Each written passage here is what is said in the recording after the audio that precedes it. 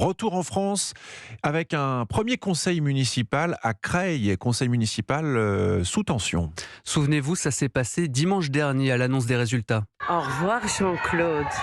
Au revoir. Rappelez-vous tout le mal que vous avez fait, Jean-Claude. Au revoir.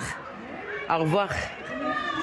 Jean-Claude Villemain a été filmé par une femme quelques instants après la défaite de son ancienne première adjointe Sophie Doury-Lénaire, à qui il avait laissé sa place en 2024. La police a dû intervenir pour garantir la sécurité de la maire sortante, battue par le candidat de la France insoumise Omar Yacoub.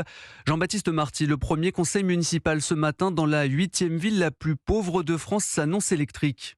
Oui, puisque la maire sortante va devoir remettre son écharpe tricolore au nouvel édile Omar Yacoub, le nouvel élu insoumis et ses militants qui ont mené une campagne houleuse envers la socialiste. Une passation que redoute donc Sophie Doury-Lénaire, désormais chef de l'opposition. Ça va pas être un moment agréable, mais je n'ai peur de rien. Je suis chez moi dans cette ville. Personne ne me retirera ce sentiment.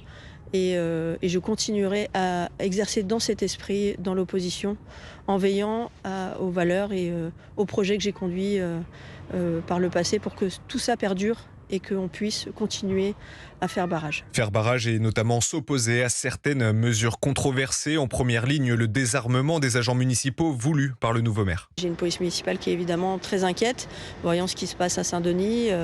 Peur du désarmement, peur de se retrouver sur des missions qui ne sont pas ce qu'est leur cœur de métier aujourd'hui.